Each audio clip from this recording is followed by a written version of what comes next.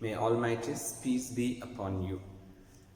A very happy morning, and you know very well that we are learning even in this COVID time, and hope you are going through everything whatever we discussed.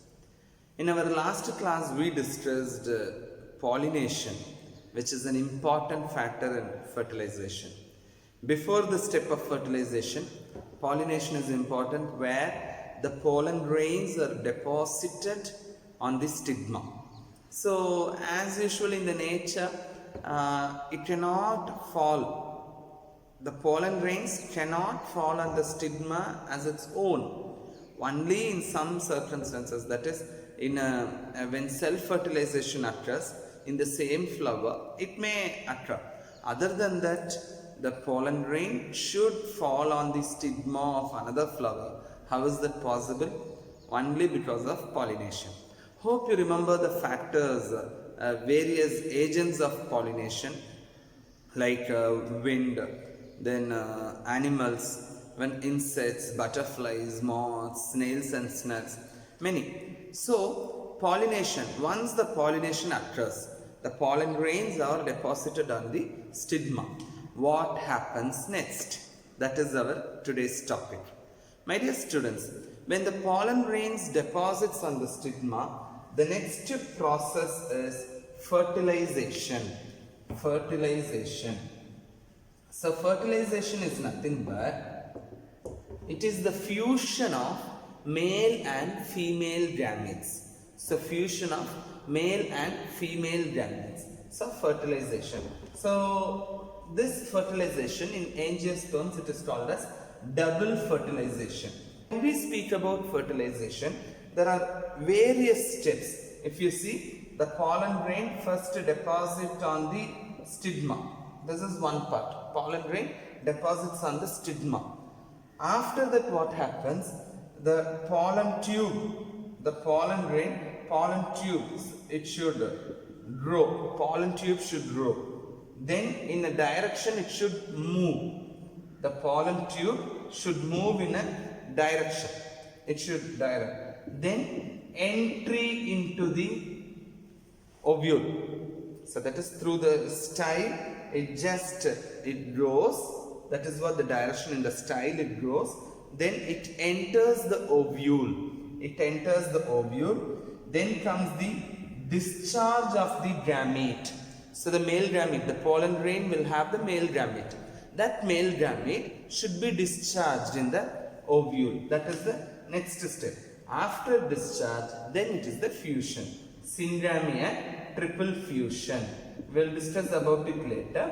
Syngamy and triple fusion occurs. So, when we say fertilization, it is not a single process. The pollen grain should deposit on the stigma. That occurs by pollination. Now, it should hydration should take place. Then pollen tube develops. I will tell you what is that. Pollen tube is developed. Then the pollen tube, it travels. It in a direction it grows through the style. Then in the style, when it reaches the ovule, it discharges the gametes. It discharges the gametes. It enters the ovule, then it discharges the gametes. Then the fusion occurs. Syngamy and triple fusion occurs. These are the steps in the fertilization. Now, so when the pollen grains are deposited on the stigma, we cannot say that always the stigma accepts the pollen. Okay, there are chances of rejection also. Some incompatibility also occurs. That also we should know. That is why we say as rejection, recognition, rejection. Recognition, rejection, protein action. So many pollen grains fall, but all the pollen grains will not be fertilized. So it will not be used for fertilization. So there should be some compatibility between the pollen and the stigma. Okay, that is why this fertilization is also called as pollen pistil interaction. Pollen, male gamete, pistil, female part. So pollen pistil interaction. So how it occurs, how the recognition or rejection takes place? One thing, by stigma. So stigma, it may be wet or dry. Depends upon the stigma also it happens. So wet or dry. So if it is wet, the hydration will be there. The pollen tube starts emerging, all it may happen. Or pellicle in dry stigma. So in those conditions, the fertilization may occur. If not, the fertilization may be rejected. Now, so when you see, I'll just tell you, the pollen grain, what are the layers of the pollen grain? Layers of the pollen grain, two layers are there, isn't it? Exine, intine. So when this pollen grain falls on the stigma and the stigma accepts this pollen, next this exine and intine will form as a tube. A tube is formed. This is called as pollen tube. Pollen tube. Okay. So when the pollen tube is formed, so in an ovary, so when the pollen that is on the stigma, when the pollen falls, hydration takes place. So it swells up. When water is absorbed, what happens? It automatically swells up, isn't it? Same way it swells up, then pollen tube is formed. All the content in the cytoplasm will move through the pollen tube. So here all the content will move through the pollen tube. So here there will be vacuole only. Okay, it will be vacuole only. So everything will move. So this tip now, this tip here, this tip will be hemispherical but transparent in microscopic view. This tip. That is, now we can say that all the contents of the pollen will be present only in this tip. This area is called as cap block. Cap block. Then, so this, after that, the tube enters into style. This pollen tube enters into style. So how it moves, how it takes place, it also depends upon the style also. So there are also some changes in that. So try to understand, fertilization is nothing but fusion of male and female gametes. In angiosperm it is said to be double fertilization because fusion of two gametes. So double fertilization. So when the pollen falls on the stigma, there will be recognition or rejection protein action takes place. When it accepts, hydration takes place, the pollen gets swelled up, then the pollen tube is developed where all the pollen contents are pushed to this tip. So this tip is called as cap block. Okay, so this is the thing, and now the next is how it travels in the style. What are the different types of style? So depends upon the style, the entry differs. So how the styles are? So there are three types of styles present in the flower. Okay, so as I said, the types, the entry of the pollen tube through the style. So how the style will be? The first one, if you see, it is hollow type or open type. In hollow type or open type, the style will be hollow. So if you see the style, it will be hollow only, and it will have some mucilaginous substances, and it secretes. There are some secretions also containing carbohydrates, lipase, proteases, likewise. So it contains some secretions. So the secretion acts as the nutritive tissue. It gives nutrition for the pollen tube. So this is seen maximum in monotrochs. In monotrochs, this hollow type or open type is seen. This type of style is seen. Second one. So can you tell me what will be the second one? We said it as open type, isn't it? So what will be the next one? Of course, it is closed type. Closed type and hollow, closed, isn't it? So there will be no gap. Here we said hollow. So this is solid type. That is, we can say as solid style, hollow style, solid style or open style, hollow style or open style. Here solid style or closed style, closed style. That is the same. This is seen in dicots. Dicots. It is seen in dicots. Here there will be cells, highly specialized elongated cells will be present in the style. So in hollow style, what did we discuss? It will be, it's like a cavity only, isn't it? But in solid style, there will be cells, highly specialized cells will be there, and other than that, the same, the secretions will be there. Those secretions are used for it gives nutrition for the pollen tube, everything. Now we have got a doubt. If cells are present, then how will the pollen tube move? Isn't it? Of course, through the intercellular space. Hope you know that. So you would have learned. So if these are the parenchymatous cells, these are the intercellular spaces. Isn't it? Intercellular spaces. So these intercellular spaces, through the intercellular spaces, the pollen tube enters. Then third type, semi-solid style. Semi-solid style, or we can say half-closed type. Half-closed style. That is, so it is intermediate between open style and closed style. So cells will be there, but not that much. Okay. So these are the three types of styles present in the flower, which makes the pollen tube enter into or to reach the ovule. Now the next one, how this pollen tube enters the ovule. Okay, now through the style it has entered, isn't it? It is coming in. Now how will it enter the ovule? So depends upon the entry of the pollen tube into ovule. There are three types. So there are three ways for the pollen tube to enter. So the first one is porodramy. Porodramy. Can you say what is that? Pore. Where is the pore present in ovule? Where is the pore present? What is the pore called as? Do you remember what is the pore called as? That is micropyle, isn't it? So in integument, if you see, there is a micropylar end, there will be a pore, isn't it? Same way. So here you consider this as the ovule and integuments are, I'm drawing rough diagram. So there is funicle, all, everything is there. So what happens?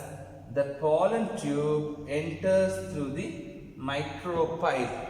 Through the micropyle. Okay, so porodramy means enters through micropyle. The pollen tube enters through micropyle. Then second one is opposite of that, chalazodramy.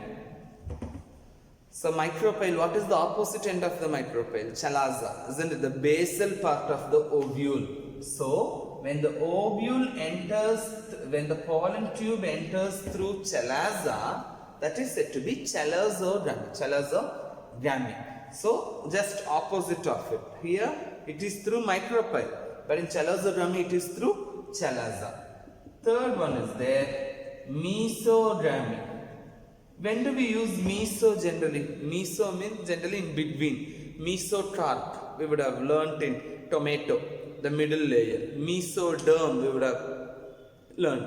Mesophytes. So meso means generally in between, isn't it? So here also, micropyle, chalaza. In between means where? This side, isn't it? So through the coverings of the ovule. What are the coverings called as? Can you say the coverings of the ovule? Yes, it is integuments. So if the pollen tube enters through integuments, then it is said to be mesodramy. Now I want to clarify one thing.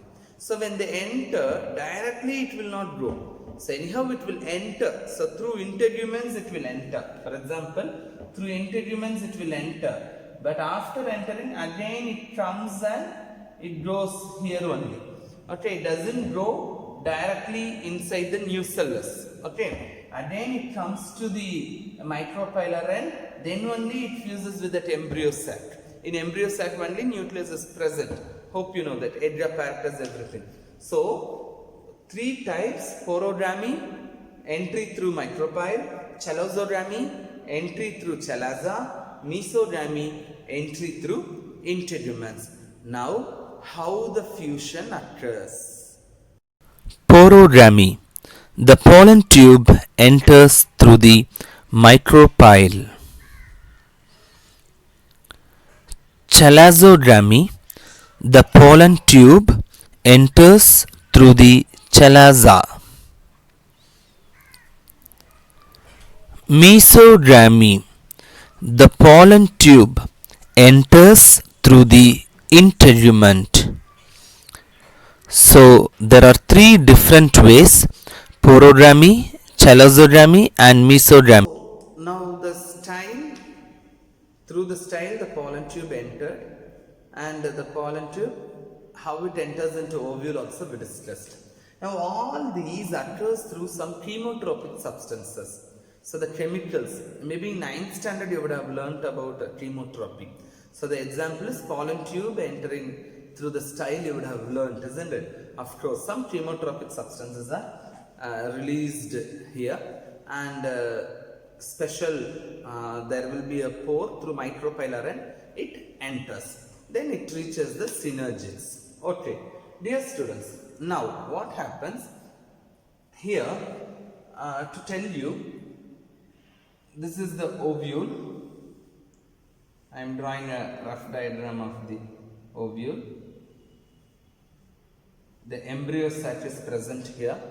Embryo sac, egg apparatus, synergids and egg, and antipodals are here. Polar nucleus will be present here. So all other parts I am not drawing. Okay. Now the pollen tube enters here. Okay, the pollen tube. So the pollen tube, it enters here, the pollen tube. Now what did I say earlier? The pollen tube, only at the tip of the pollen tube, all the contents will be there. That is male gametes. Two male gametes and vegetative nucleus.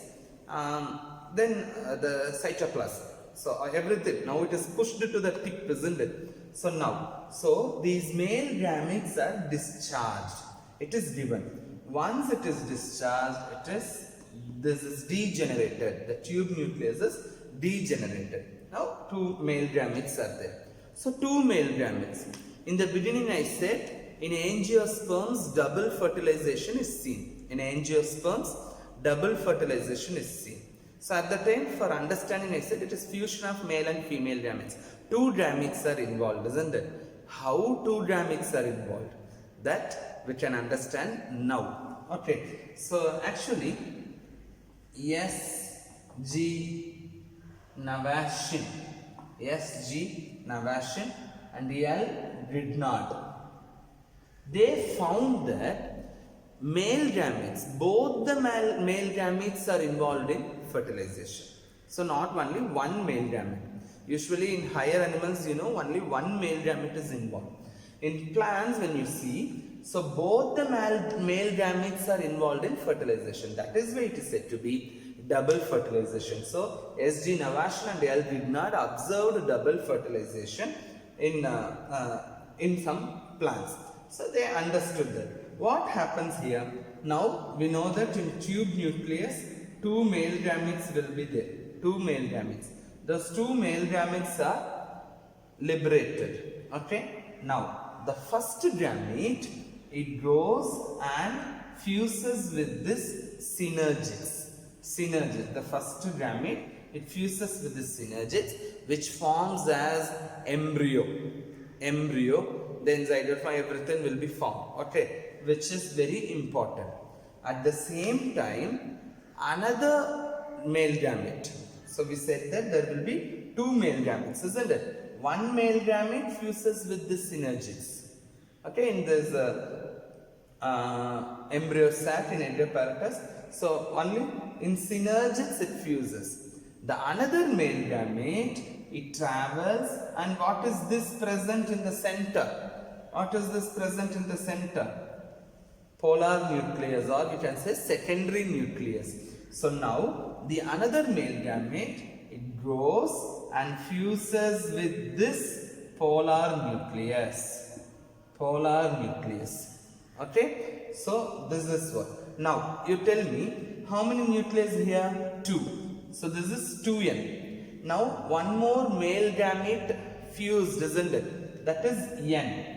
So 2n plus n, 3, isn't it? That is why this fusion is said to be triple fusion. Maybe in 10th standard you would have just learnt the definition alone, but understand why it is called a triple fusion. Okay, so the polar nucleus, secondary nucleus, they are 2n in number, and this male gamete, it is haploid, male gamete n. So the polar nucleus and the male gamete fuse to form 3n actually.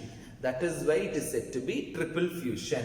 This the resulting, okay, after this fusion, it results in primary endosperm nucleus.